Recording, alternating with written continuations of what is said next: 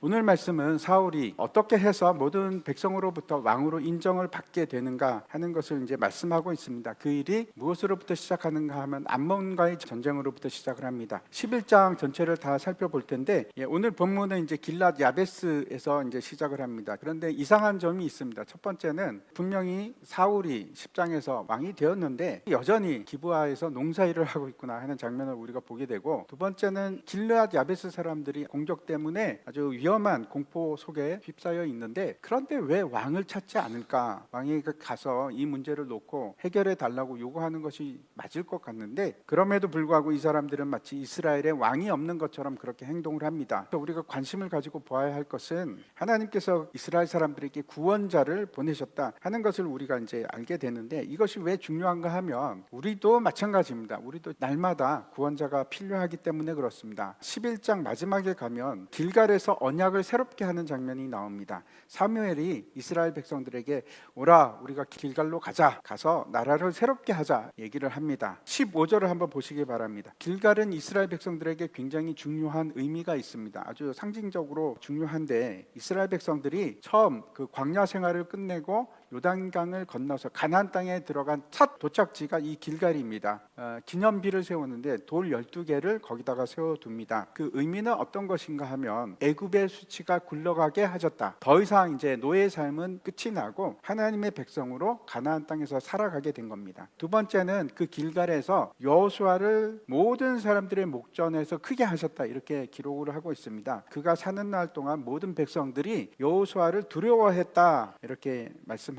지도자로 여호수아를 인정한 곳이 길갈입니다. 그리고 세 번째, 길갈에 아주 중요한 의미가 있는데, 이 길갈에서 할례를 행하게 됩니다. 길갈은 하나님과의 언약을 갱신하는 일이 있었는데 처음 할례를 행했던 것이 아브라함입니다. 근데 아브라함에게도 똑같은 언약을 주신 걸 여기서도 줍니다. 무슨 말씀인가 하면 하나님과 다시 언약을 갱신하게 되는데, 나는 너희 하나님이 될 것이고 너희가 내 백성이 된다면 나는 반드시 너희를 지킬 것이다, 너희를 보호할 것이다, 너희를 인도할 것이다 하는 언약을 갱신하는 곳이 길갈입니다. 근데 어떻게 해서 길갈에 가서 언약을 갱신하게 되었는가? 1절과 2절 말씀 보시기 바랍니다. 갑자기 이제 장면이 바뀌죠. 길랏 야베스 얘기가 나옵니다. 암몬이라는 나라가 있는데 그 왕이 나하스입니다. 이 나하스가 북쪽 길랏 야베스에 이제 공격을 하러 온 겁니다. 전쟁을 하자는 것인데 야베스 사람들이 아주 공포 속으로 들어갑니다. 이 나하스가 어떤 사람인지를 잘 알고 있어서 그렇습니다. 성경에는 나오지 않는데 다른 이제 사회본을 보면 나하스가 르벤과 갓을 공격해 갖고 사람들을 막 죽이는데, 그리고 살아남은 사람들 눈을 다 빼버립니다.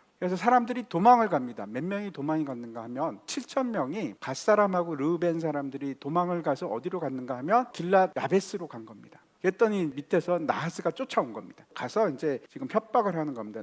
두려움 속에서 길랏 야베스 사람들이 바로 항복을 합니다. 우리 살려주십시오. 우리가 항복을 하면 우리가 종이 되겠습니다. 그랬더니 뭐라고 합니까? 나하스가 안 돼. 내 종이 되려면 너희 오른쪽 눈을 다 빼갖고 갖고 와. 지금 그렇게 한 겁니다. 나하스라는 사람에 대해서 우리가 이 사람이 나중에도 계속 다윗 왕 때까지 이제 이름이 언급이 됩니다. 나하스가 무슨 뜻일까요? 이 사람 이름의 뜻이 있습니다. 이 뱀입니다. 뱀. 그래서 이 일은 실제로 일어난 일이기도 하고 우리에게 굉장한 상징적인 내용이 있습니다. 사탄은 우리를 어떻게 해서든지 무력화하고 눈을 뽑아서 보지 못하게 하고 굴복을 시켜서 노예로 삼으려고 합니다. 근데 지금 야베스 사람들을 생각해 보십시오. 얼마나 참담한 상황입니까? 그럼 눈을 뽑고 보지 못하는 상태로 종으로 살아가야 될까요? 수많은 사람들이 그렇게 살아갑니다. 협상을 하려고 해도 눈을 달라고 하는데 어떻게 협상이 가능하겠습니까? 유일한 방법이 있는데 그게 어떤 걸까요?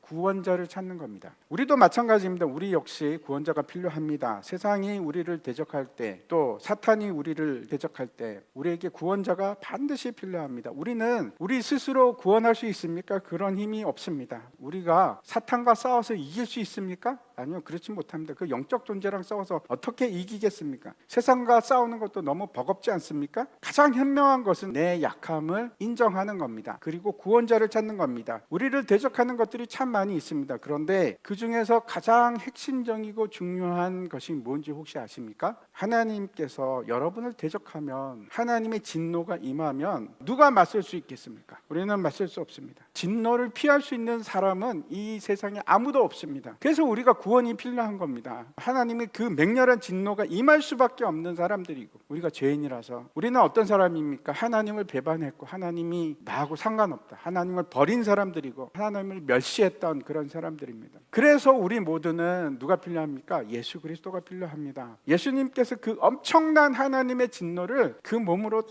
감당하셨습니다. 십자가상에서 처참하게 죽임을 당함으로 하나님의 진노를 다 받으셨습니다. 우리를 위해서. 어떤 사람들은 자신에게 구원이 필요하다는 것을 압니다. 근데 스스로 자기를 구원하려고 합니다. 그게 가능합니까? 아니요, 그렇지 않습니다. 어떤 사람은 단순히 예수님을 어떻게 생각하는가 하면 나를 돕는 자, 나의 길을 인도하시는 가이드 정도로 생각합니다. 절대 아닙니다. 예수님은 나의 도움이 되시는 거 분명히 맞습니다. 예수님은 나를 지키시는 자가 분명히 맞습니다. 그런데 예수님은 그 이상입니다. 나의 구원자입니다. 야베스 사람들이 이제 어떻게 했는지 3절 말씀 보시기 바랍니다. 야베스 이제 장로들이 나하스에게 어떻게 얘기를 했는가 하면, 우리에게 7일을 주십시오. 7일 동안 우리를 구원할 사람을 한번 찾아보겠습니다. 만약에 우리가 7일 안에 찾지 못하면 우리를 마음대로 하십시오. 제안을 하는데 나하스가 이 일을 허락을 합니다. 왜 그랬을까요? 나하스가 자신이 있었던 것 같습니다. 너희가 아무리 그렇게 해봐, 누가 너희를 구원할 수 있어? 누가 나를 대적할 수 있어? 이런 이제 교만함이 있었던 것 같습니다. 다급해진 이 야베스 사람들이 어떻게 하는가 하면 온 이스라엘에다가 전령을 보냅니다. 그리고 이제 그 중에 몇 명이 지금 기브아까지 온 겁니다. 도착을 해서 이 얘기를 기브아 사람들에게 전합니다. 그 반응이 모두가 소리 높여서 웁니다. 얼마나 처참합니까? 무섭고 눈을 다 뽑아버리겠다는데. 다시 말씀드립니다. 그들에게 왕이 없었던 것은 아닙니다. 사울이라는 왕을 뽑았음에도 불구하고 아무도 그를 찾지 않습니다. 5절 보시기 바랍니다. 드디어 사울도 그 소식을 접하게 됩니다. 그것도 소를 몰고 가다가. 이 말은 전혀 뜻밖의 상황에서 하나님의 구원이 시작되었다, 생각지도 못하던 곳에서 하나님의 구원의 계획이 시작되었다 하는 것을 우리에게 지금 알려주고 있는 겁니다. 길앗 야베스에서 기브아까지 거리가 어느 정도 되는가 하면 70km 정도 됩니다. 하루 만에 못 가죠. 7일 중에서 이틀을 썼습니다. 남은 날이 5일밖에 안 됩니다. 5일 동안에 사울이 이스라엘을 구원할 수 있을까요? 예, 그렇게 했습니다. 사울은 길앗 야벳을 그러면은 누구입니까? 이제 모계가 그쪽에서 온 거잖아요. 얼마나 애틋하겠습니까? 지금 그 나하스가 와서 눈을 다 뽑고 죽이겠다니까 화가 나지 않겠습니까? 그래서 사울이 길앗 야벳을 달려가서 구원하게 되는 겁니다. 사울이 이 야베스 사람의 말을 듣고 어떤 반응을 보이는지 6절과 7절 보시기 바랍니다. 의에 대한 정의로운 분노가 일어난 겁니다. 그래서 그 자리에서 바로 사울이 몰고 가던 소를 잡아다가 각을 떠가지고 전국에다 다 보내면서 뭐라고 하는가 하면, 이 소처럼 너희들 소도 각을 뜨겠다 그럽니다. 근데 그렇게 얘기를 했는데 이스라엘 사람들이 공포를 느낍니다. 두려움을 느끼고 다 한마음이 돼서 나오기 시작한 겁니다. 남은 5일 동안 하나님의 역사, 하나님의 큰 구원이 일어나기 시작합니다. 군대가 얼마나 모였을까요? 3일 동안 엄청난 사람들이 모입니다. 여기 보니까 이스라엘이 30만 명이 모였고 유다 사람만 3만 명이 모였습니다. 그래서 모두 33만 명의 대군대가 이제 모이게 된 겁니다. 그러고 나서 이제 전쟁을 하게 되는데 결과는 사울이 대승을 하게 됩니다. 6일째 되던 날 사울이 전령을 길앗 야베스 사람들에게 보냅니다. 내일 해가 더울 때 너희가 승리할 것이다, 너희가 구원을 받을 것이다, 하나님께서 이제 알려주셨겠죠. 그래서 이제 야베스 사람들이 어떻게 하는가 하면 그 전날 6일째 되던 날 나하스를 찾아가서 내일 우리가 당신 앞에 나오겠습니다, 그때 마음대로 하십시오, 이렇게 얘기를 하고 그 다음날 새벽에 사울이 가서 암몬 군대를 기습을 해서 치기 시작했는데 완전히 다 죽고 흩어지는 그 결과가 여기 기록이 되어 있습니다. 제가 앞에서도 말씀드렸듯이 나하스가 이스라엘을 공격하듯이 사탄은 우리를 끊임없이 공격합니다. 어떻게 우리는 그 사탄의 공격으로부터 승리할 수 있을까? 6절과 7절이 아주 중요한 단서들을 제공하고 있습니다. 제가 여기서 5가지를 말씀드릴 텐데 꼭 기억하시기 바랍니다. 첫 번째, 우리가 반드시 기억할 것이 있습니다. 이 전쟁은 성령 하나님께서 사울을 감동함으로 시작이 됩니다. 하나님의 영에 크게 감동되었다, 이렇게 성경은 기록하고 있습니다. 우리 안에는 성령 하나님이 계십니다. 내주하고 계십니다. 우리는 혼자가 아닙니다. 사탄은 여러분이 이 사실을 아는 것을 확신하는 것을 너무나 두려워합니다. 요한일서 말씀 한번 보시기 바랍니다. 요한일서 4장 4절인데 그들을 이겼다 이렇게 말씀합니다. 이 그들이 누굴까요? 이 악한 세력을 말하는데 저기 아무리 강하다고 할지라도 아무리 위협적으로 보일지라도 두렵게 할지라도 기억하십시오. 우리 안에는 누가 계십니까? 성령 하나님께서 계시고 여기 보니까 이미 승리했답니다. 우리는 이미 이겼다 이렇게 얘기를 합니다. 그리고 뭐라고 합니까? 너희 안에 계시니 성령 하나님이 세상에 있는 자 악한 세력보다 크심이라. 사탄이 가장 싫어하는 첫 번째는 우리가 성령의 사람이라는 것, 하나님의 것이라는 것을 깨닫는 겁니다. 기억하십시오. 내 안에는 성령 하나님께서 계십니다. 나는 혼자가 아닙니다. 함께 싸우는 겁니다. 사탄이 실제 그 하나님의 자녀에게 할 수 있는 일이 아무것도 없습니다. 왜? 우리는 하나님의 것이기 때문에 그렇습니다. 바로 앞에서 막 무섭게 할 뿐입니다. 두려워하지 마십시오. 실제적으로 아무런 권위도 없고 힘도 우리에게 할 수가 없습니다. 그래서 사탄이 하려고 하는 것이 끊임없이 우리를 하나님과 분리시키려고, 멀어지게 하려고, 그래서 성령의 지배를 벗어나게 하려고 그 일을 수도 없이 합니다. 근데 우리가 우리 안에 성령 하나님이 계시다는 걸 확신하는 순간에 우리는 이미 담대하게 승리할 수 있습니다. 두 번째 우리가 기억해야 할 것이 있습니다. 두려움은 하나님으로부터 오는 것이 아닙니다. 우리에게 실패의 두려움이 있죠. 미래에 대한 두려움이 있고 자녀에 대한 두려움이 있고 뭐 여러 가지 두려움이 있지 않습니까? 그거는 하나님으로부터 오는 것이 아닙니다. 그 두려움을 사탄이 이용합니다. 야베스 사람들 보십시오. 엄청나게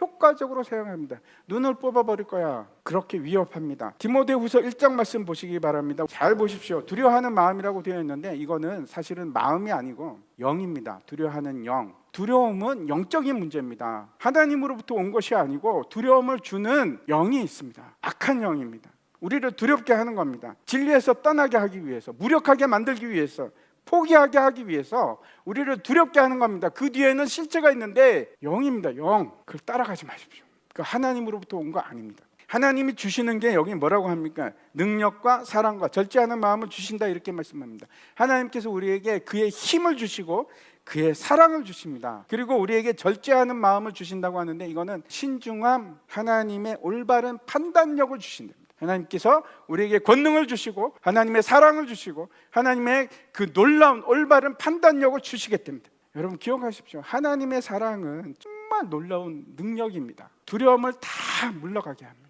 성경은 뭐라고 하는가 하면 완전한 사랑이 두려움을 내쫓는다 그러거든요. 요한일서 4장 18절입니다.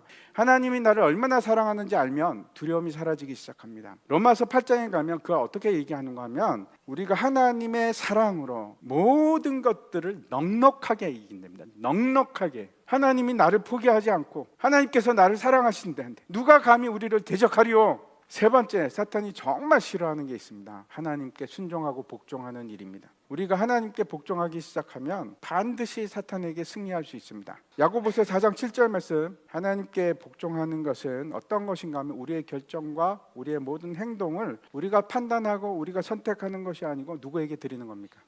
하나님께 드리는 겁니다.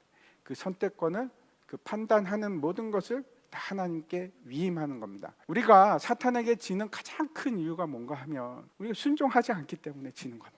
우리가 마귀에게 아무리 저항해도 잘 안 될 때가 있지 않습니까? 왜 그런지 아십니까? 우리가 완전히 하나님께 순종하지 않아서, 완전히 하나님 앞에 복종하지 않았기 때문에 그렇습니다. 순종이라는 것은 하나님의 권위 아래 내 모든 것을 두는 것을 얘기합니다. 사탄이 이 구절을 정말 싫어하는 이유가 있습니다. 이걸 알면 우리가 승리하거든요. 완전히 복종하고 세상과 타협하지 않으면 사탄은 우리 안에 비집고 들어올 틈이 없습니다. 우리가 사탄에게 저항한다는 것은 여러분 수동적인 것을 말하는 것이 아니고 아주 능동적이고 행동, 액션을 얘기를 하는 겁니다. 거부하는 겁니다. 마귀가 예수님을 시험합니다. 그 광야에서 예수님께서 어떻게 하셨습니까?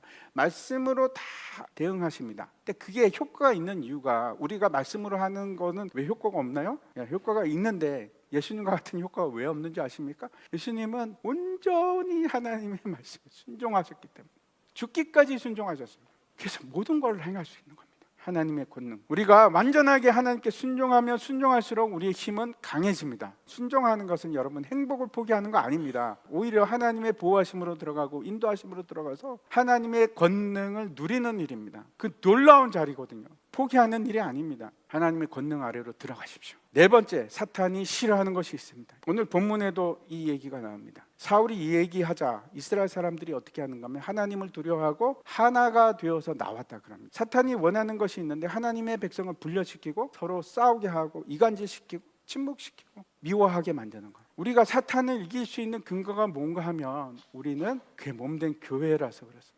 교회는 반드시 승리합니다. 절대 지지 않습니다. 마태복음 16장 말씀 보시기 바랍니다. 교회는 여러분 보기 어떻습니까? 때로는 굉장히 약하죠. 저게 뭔가 저렇게 해서 이길 수 있을까? 보이는 교회는 그렇게 약하게 보일 수 있습니다. 우리는 예수 그리스도께서 핏값으로 사신 그의 몸된 교회입니다. 그래서 절대 음부의 권세가 우리를 해할 수가 없습니다. 우리를 이길 수 없습니다. 교회는 약하지 않습니다. 아무리 교회를 핍박하고 문을 닫고 그래도 교회는 반드시 승리합니다. 우리가 바로 그 교회입니다. 교회는 여러분 건물을 얘기하는 것이 아니고 우리가 모인 이 모임입니다. 우리는 강합니다. 예수 그리스도께서 세우신 몸이라서 그렇습니다. 그 권세가 엄청납니다. 그리스도께서 세우셨기 때문에. 그래서 우리가 연합하고 하나가 되면 세상을 이길 수 있습니다. 충분히 이깁니다. 연합해서 복음으로 변화시킬 수 있고 이 땅에서 모든 악을 다 뿌리 뽑는 것이 교회입니다. 하나님 나라를 이루게 합니다. 다른 것이 아니고 교회를 통해서. 교회는 사탄을 대적하는 강력한 무기입니다. 여러분, 우리가 모이기를 힘써야 되고 우리가 함께 해야 되고 하나님께서 교회를 통해서 구원을 이루시고 예배를 통해서 큰 일을 하게 하십니다. 우리에게 권능을 주시고 힘을 주시고 놀라운 일들을 행하십니다. 그 일이 다 어디서 일어나는가 하면 교회에서 일어납니다. 그래서 우리가 모이기를 힘쓰고 함께 예배하는 겁니다. 마지막 영적 전쟁을 이기기 위해서 우리에게 필요한 것이 있습니다. 이게 하나님의 말씀입니다. 에베소서 보면 전신갑주 얘기가 나옵니다. 방어용 무기인데 단 하나만 공격용 무기입니다. 이게 어떤 것인가 하면 말씀의 검입니다. 하나님의 말씀은 살아있고 활력이 있어서 좌우의 낯선 검과 같이 예리합니다. 모든 것을 싸워서 승리할 수 있는 진짜 우리에게 강력한 무기가 있는데 그것이 말씀입니다. 우리는 이 싸움은 여러분 혈과 육의 싸움이 아니고 공중 권세 잡은 자들과의 영적 전쟁입니다. 그래서 우리가 하나님의 말씀이 필요합니다. 하나님의 말씀을 묵상하십시오. 그리고 매일 읽으십시오. 그게 우리의 무기라서 그렇습니다. 매일매일 우리가 영적 전쟁을 싸워야 하는데 어디서 그걸 찾겠습니까? 예수님께서 마귀를 대항해서 싸울 때 말씀으로 이기셨습니다. 그것이 여러분 하나하나의 무기가 될 겁니다. 매일매일 그래서 필요합니다. 영적 전쟁에서 승리하기 위해서. 다시 오늘 본문으로 돌아가서 이제 사울이 야베스 전투에서 승리합니다. 그러자 이제 막 난리가 났겠죠. 사울이라는 새로운 히어로가 나타나고 우리가 승리했다 막 난리가 나지 않겠습니까? 그 사람들이 사무엘을 찾아갑니다. 아니 도대체 지난번에 사울이 이 우리를 어떻게 구원하겠느냐 했던 그 사람들 어디 있습니까? 우리가 다 죽입시다. 그 사람들 죽여버립시다. 그렇게 얘기를 합니다. 그때 사울이 무슨 말을 했는지 13절 보시기 바랍니다. 여러분, 승리하고 나서가 굉장히 중요합니다. 외적인 전투에서 승리하고 나서 내적인 전투에서 질 수 있습니다. 사울은 잘 보십시오. 얼마나 괘씸하겠습니까? 자기는 구원도 못할 것이라고 얘기했던 사람들 복수하고 싶은 마음이 왜 없었겠습니까? 내려놓습니다. 내가 잘해서 이긴 것 같아. 교만함도 내려놓습니다. 내가 그래도 왕인데 내가 영광을 받아야지. 그 영광을 받으려고 하는 마음도 내려놓습니다. 다 내려놓습니다. 그리고 뭐라고 합니까? 하나님이 하셨다. 이 큰 구원을 내가 한 것이 아니고 하나님께서 그 구원을 이루셨다. 이렇게 선포합니다. 그리고 온 백성이 길갈로 가서 하나님과 언약을 맺고 새롭게 합니다. 그리고 자신을 새롭게 합니다. 이 일이 날마다 우리에게 필요합니다. 예수 그리스도가 우리에게 날마다 필요합니다. 진리가 필요합니다. 진리의 말씀이 필요합니다. 말씀으로 승리하는 겁니다. 이제 말씀을 마치려고 하는데 우리에게 꼭 구원자가 필요함을 여러분 잊지 마십시오. 그리고 그 예수님이 진리의 말씀으로 이 땅에 오셨습니다. 말씀으로 승리하십시오. 영적 전쟁에서 승리하시기 바랍니다. 말씀으로 이기십시오. 성령과 함께 하시고 두려워하지 마시고 우리가 하나가 돼서 하나님께 복종하시고 말씀으로 승리하는 겁니다.